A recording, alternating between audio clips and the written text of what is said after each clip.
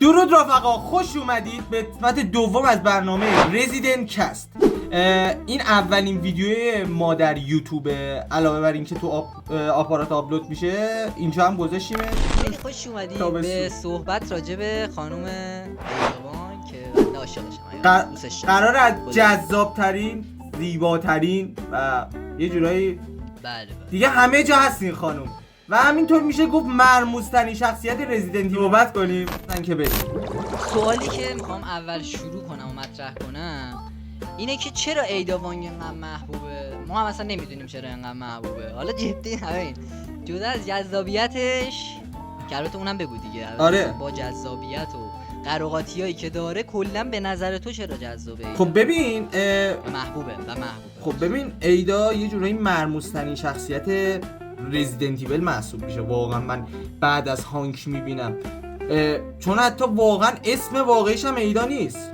این خیلی اصلا خودش خیلی حرفه، لعنتش یارو جاسوسه نه خیلیه اصلا. بعد میدونید حتی تو روند ساخت توسعه بازی ما یه رزیدنت ایول 1.5 داشتیم، اونجا ایدا بود ولی اسمش ایدا نبود، اونجا لیندا اسمش بود و بعدها تغییر کرد و اصلا همین. آجی بعد یه چیزی به نظر من آجی ایدا حتی از لیان رزیدنت ایول 4 هم چیزتره آجی، حرفه‌ای تره، یعنی میدونی. آره واقعا هم اینطوریه، یعنی واقعا بعضی جاها نجاتشون میده. که خیلی باهوش‌تره ولی از 4 هم به نظرم خیلی باهوشه، نجاتشون میده. اصلا هوش ایدا خیلی بالاست. من حتی میگم بعد اینکه حتی سقوط کرد خودش نجات داد، خودش تکی خودشو و فرار کرد از راکون سیتی. یعنی واقعا میتونست بمون حتی با وجود اون همه زخم و جراحات، بازم خودشو رسوند و فرار کرد و اصلا خیلی حرفه. خب بریم موضوع بعدی. خب سوال بعدی که میخوام بیارم در مورد لیان و ایدا با همه. خب به نظر تو خب لیان باعث تغییر ایدا شد یا ایدا باعث تغییر لیان شد؟ خب این معلومه جوابش به نظر. ببین این دو طرفه بود ابوالفضل. ایدا باعث تغییر لیان شد. دو طرف. ببین من اینو بگم، ایدا تو یه کمیکی که حالا داشتیم اونجا سر یه نون، حالا اون موقع جنگ بود ولی معلوم نبود تو چه کشور آسیایی بوده و گفته نشده، سر یه نون داشت با یه شاتگان یه مادر و یه بچه رو می‌کشت. حالا مادر مریض بوده و بچه نونو بیاد دیگه، در این حد که واقعا از این لحاظ که رحم کنه و اینا میشه. آره واقعا لیان تغییرش داد و این موضوع واقعا روش قشنگ این چیزو میشه حس کرد.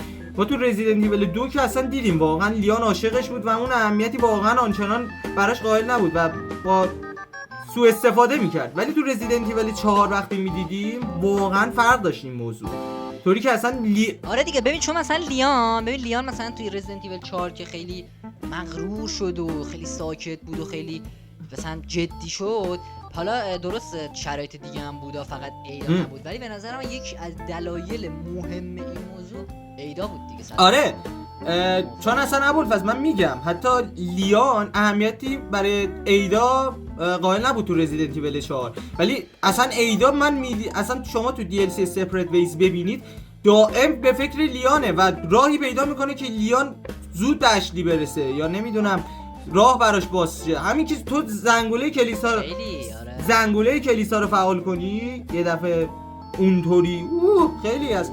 و تو رزیدنت ایول 6 هم که جفت طرف هستن برای همدیگه ارزش قائل بودن، بعد خیلی خوب هستن، یه رابطه قشنگ نشون میداد. خب بریم موضوع بعدی. حالا که اینو گفتیم به نظرت ایدا واقعا لیانو دوست داره؟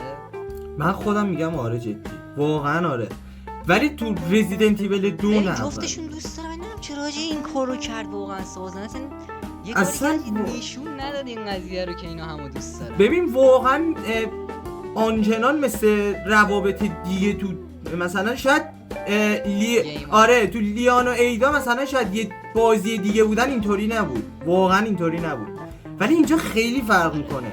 جفتشون مقابل هم وایسادن با کاری که میکنن، یکی جاسوسه و اصلا ضد دولت کار میکنه، یکی هم که اصلا مأمور مورد علاقه رئیس جمهوره، یعنی دیگه خیلیه و مخالفه کاملا. آره و اینکه واقعا همدیگه رو دوست دارم و واقعا اینو میشه دید. تو رزیدنت ایول 6 که ایدا هر کاری میکنه، شریو نجات میده که برای لیان مهمه، لیانو که با هلنا چندین بار آخه تو همون رزیدنت ایول 2 هم لبو گرفت. آره خیلی من خودم میگم اون لبی که گرفت شاید مثلا تو رزیدنت ایول 2 صرفا برای سوء استفاده بوده، ولی تو رزیدنت ایول 4 واقعا خیلی فرق داشت، هر کاری برای لیان میکرد. بعد تو جلو سدلر وایساد، سدلری که خیلی قوی بود و واقعا میشه گفت بعد وسکر ویلنه قوی بود که تو رزیدنت ایول دیدیم. بریم موضوع بعدی. همون طور که حالا میدونیم و اینا، وسکر داشت به ایدا دستور میداد و اینا، کلا حالا داشت براش کار میکرد و از این حرفا. حالا به نظر تو ایدا از وسکر، حتی از وسکر هم باهوشتر بود یا نه؟ خب ببین من واقعا نمیتونم، اصلا سطح هوشی آلبرت وسکر خیلی بالا بود. ببین جفتشون یه شخصیت مشابه داشتن، جفتشون دنبال خواسته‌های خودشون بودن. وقتی بعد از سقوط ایدا حالا بیدار میشه و اینا، حالا ما تو اطلاعاتی میفهمیم که وسکر نجاتش داده ایدا رو تو رزیدنت ایول 2 بعد از سقوط. بعد تازه اون همه مثلا حالا چسب و پانسمان و اینا. اینو من نمیدونستم. آره این خیلی خودش حرفه. بعد خود حالا وقتی میرسه به سر قرار که بخواسته با خبرچینش صحبت کنه، وقتی میرسه اونجا میبینه مرده ایدا توی هتلی به نام اپل. اونجا وقتی همدیگه رو میخوان ببینن میبینه یارو مرده، ولی از یه لپتاپ آلبرت خودش یه دفعه نمایان میکنه، خیلی شیک و مجلسی، میگه سیکتیر ایدا خانم، ما دیگه به تو نیازی نداریم. ولی ایدا ولی یه دفعه ویروس جی رو میذاره وسط و میگه آره اینو بگیر دیگه. بعد یه دفعه وسکر خیلی جدی میگه خب تو این کار رو برای ما کردی، پس مستحق اینی ما نجاتت بدیم و برای ما کار کنی. حتی گرابلرگان، همون یک گانی که مثل بتمنه و باش اصلا آویزون میشه از در و دیوار، اونم وسکر داده بهش. ببین خب چیزی که از حرفای تو حالا من فهمیدم، حالا نمیدونستم، ببین خب وسکر دیده این خیلی زرنگه و مثلا مرموزه و اینا مثل خودش زرنگه، خواسته براش کار کنه. آره یعنی جز این چیز دیگه آره واقعا. حتی ما یه سازمانی هم داشتیم اون موقع، ارگانیزیشن، اون موقع حالا بهش میگم مثلا سازمان مرموزی بود که رقیب آمبرلا بود. خب اون موقع هم وسکر یه جورایی این دوتا مقابل هم بودن و یه جورایی ایدا واسطه بود بین اینا و اینطوری بود که ایدا دنبال منافع خودش بود و هر کی بین این دو طرف طوری وایساده بود که هر کدوم بهتر باشن به اون خاطر. حتی تو رزیدنت ایول 4 هم دیدیم دیگه چقدر احساساتش عوض شد وقتی فهمید قراره کلی کشتار بدیم، بیشتر از میلیاردها، وقتی وسکر میگه. علی وسکر خیلی حواسش جمع بود، حتی جسد کراوزر نمونه برداشت و بازم به ویروسش رسید، در حالی که باید ویروس از ایدا میگرفت و این نشون میداد که بازم وسکر خیلی هوش بهتری داشت نسبت به ایدا، ولی بازم ایدا خیلی میدونست چه جوری با وسکر رفتار کنه. خب موضوع بعدی که میخوام مطرح کنم، خب من حقیقتا خودم هم برام این سواله، گفتم شاید تو بدونی، الان نوشتیم اینجا سوالی که داریم اینه که چرا گذشته و هویت واقعی ایدا هنوز یه رازه، حالا نمیگن، لو نمیره، چرا واقعا؟ جدی چرا؟ این یکی از سوالای خیلی سختیه ابوالفضل، واقعا نمیشه چیزم کرد. هیچ تئوری راجبش نیست به نظر، یعنی نه اینکه خودت من شاید شخصی ترین چیزای ممکنی که ازش بدونم گروه خونشه که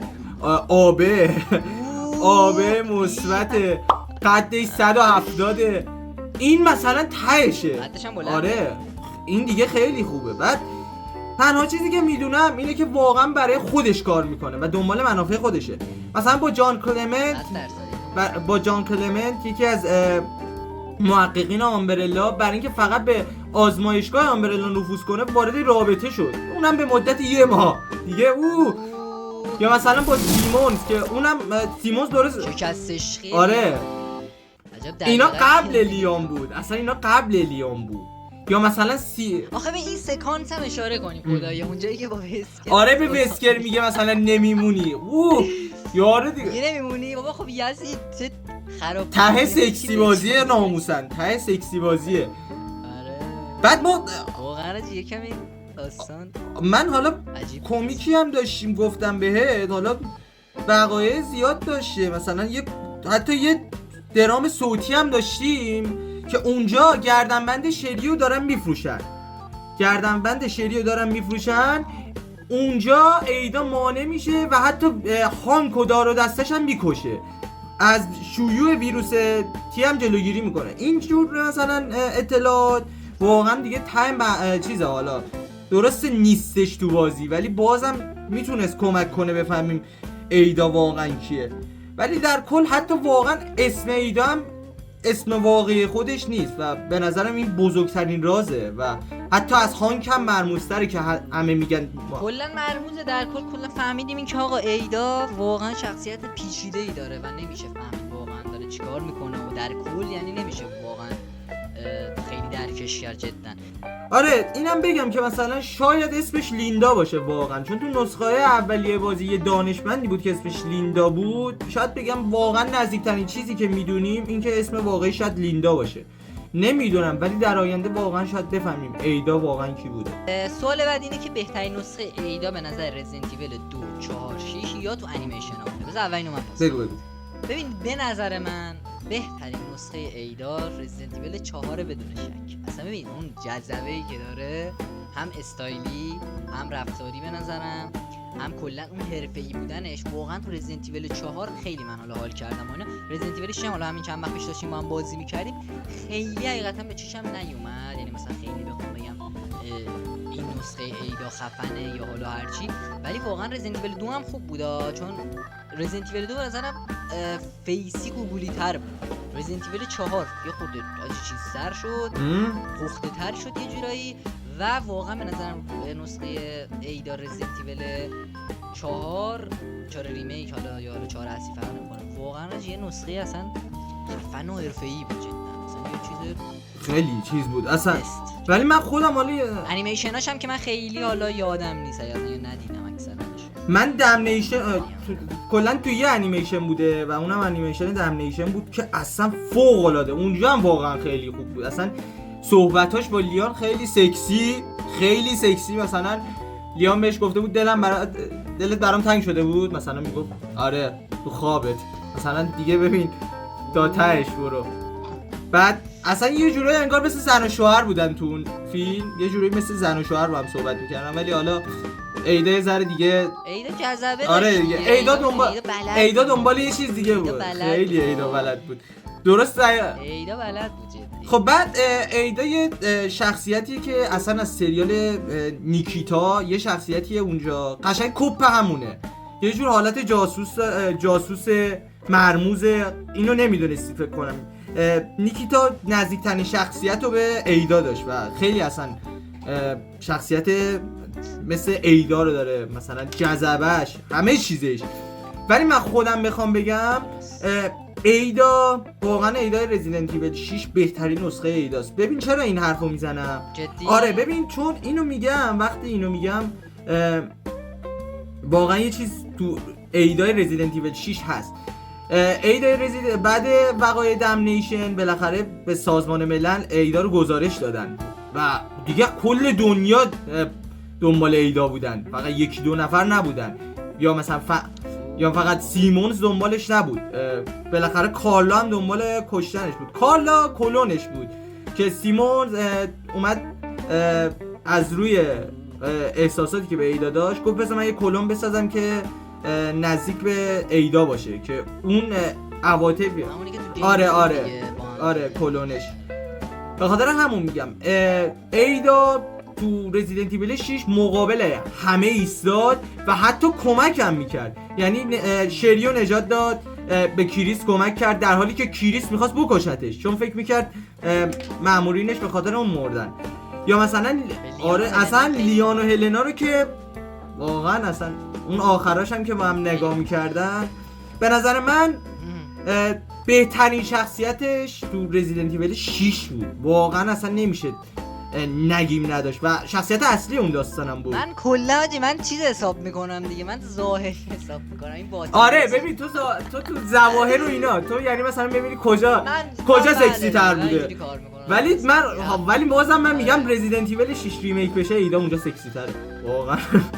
آقا یه سوال خودم اینجا بیارم، چه جوری با کفش پاشنه بلند اونجوری میدوید؟ حاجی برای منم سواله، ولی تو دمنیشن اینطوری حاجی تو دمنیشن اینو بگم، تو دمنیشن بگم همین کفش پاشنه بلند وقتی پاهاشو میاره بالا یه چاقو از پاشنش در میاره و تنابو میبره.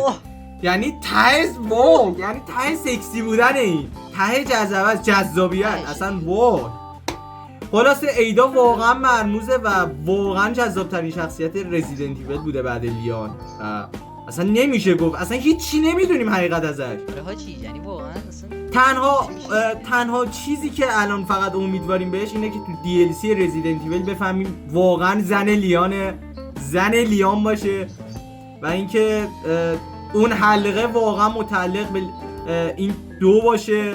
و یه چیز اگر دوست دارید که راجع به رزیدنت ایول 9 هم بیایم آره حتما لایک کنید که اپیزود بعدی حالا مثلا بیایم راجع به رزیدنت ایول 9. آره مرسی که تا اینجای ویدیو همراه ما بودید. امیدوارم که از اطلاعاتی که بهتون دادیم یه ذره حالا حالتون عوض شده باشه، یه ذره امیدوارتر باشید به رزیدنت ایول 9. ولی ما به شما بیشتر آشنا شده باشید. ما به شما قول میدیم که من خودم به شخصه میگم که ایدا واقعا اون حلقه متعلق به ایداه، نگران نباشید، اون حلقه دست کلر نمیره یا اشلی. دیگه تا اینجای ویدیو همراه ما بودید، امیدوارم که لذت کافی رو برده باشید.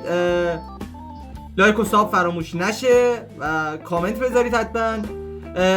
جوین چنل ما بشید که تو دیسکریپشن میذاریم، اونجا از اخبار با خبر باشید. تا ویدیو بعدی خدا نگهدار.